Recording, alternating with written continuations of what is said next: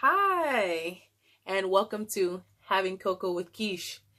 I'm going to be here every Tuesday at 6 p.m. Eastern Standard Time, and we're going to be talking about the latest topics and the big news. This week, I wanted to touch on R. Kelly.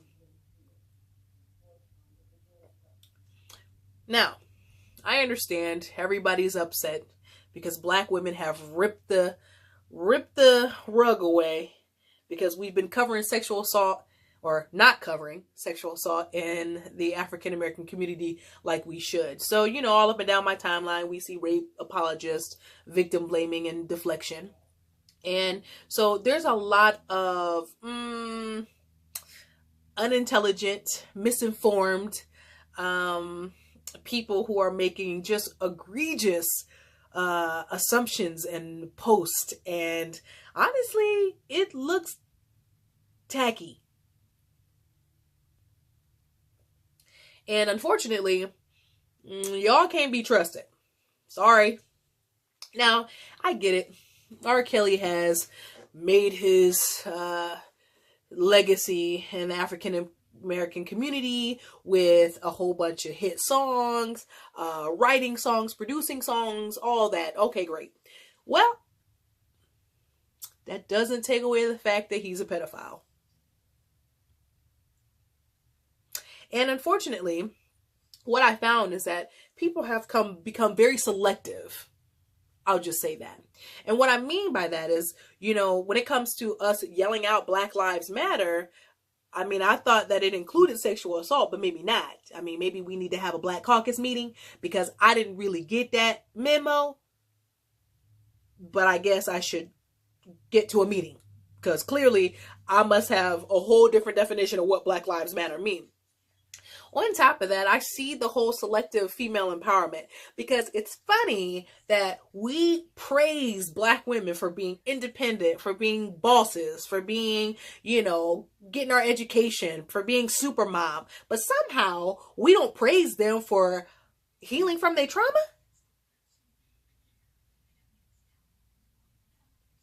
Oh, okay.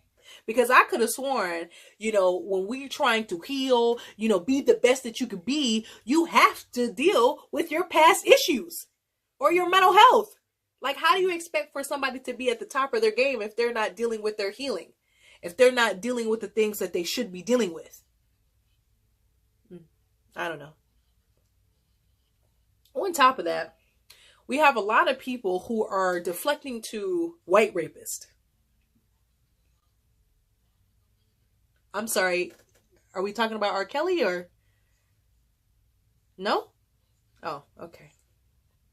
Because I could have sworn, regardless if you call out a white rapist, that's not really going to solve the issue that we're having here in the Black community. Y'all tried it with that one. And then we hear where's the evidence? If you knew anything about the legal system, you would know that expert witnesses and fact witnesses are definitely evidence. And according to those documentaries, there were a lot of witnesses. And they said nothing. There was no accountability at all. But somehow, that's the victim's fault, who, by the way, is like 14. That's not an adult. And then we sit up here and we talk about, well, what was she wearing? And she knew what she was doing. Did she? Because I could have sworn I know 30-year-olds that still get manipulated by men.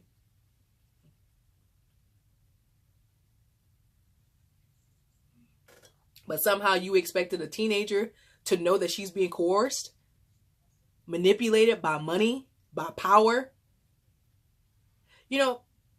When the cycle of abuse begins, manipulation starts. Grooming starts. That's how they get you. They befriend you. You start trusting them. I'm pretty sure some of these girls trusted that he would not do that to them. Now, I'm not taking away the accountability from the parents because obviously they have played a part in this, and they should be held accountable too.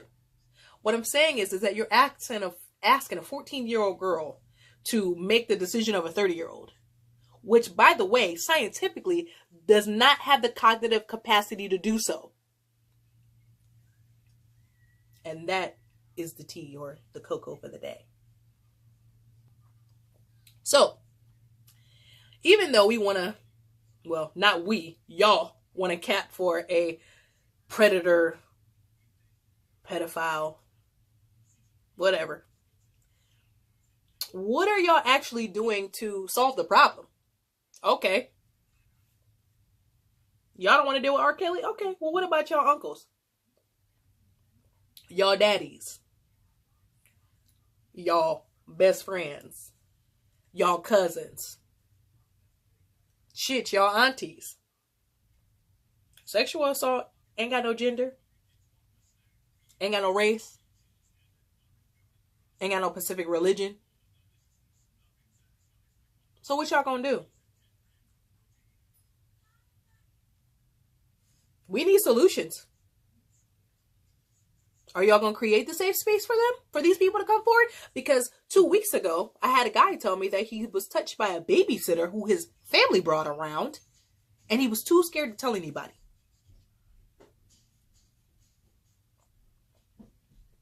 The other day, I went to a speaking event, and there was a woman who admitted that at 3 years old, her stepdad tried to force her to perform oral sex. Maybe I should have asked her to whip out her iPhone at the time so she could have recorded it, so we could have evidence. Y'all tried it in 2019, and I am not here for it.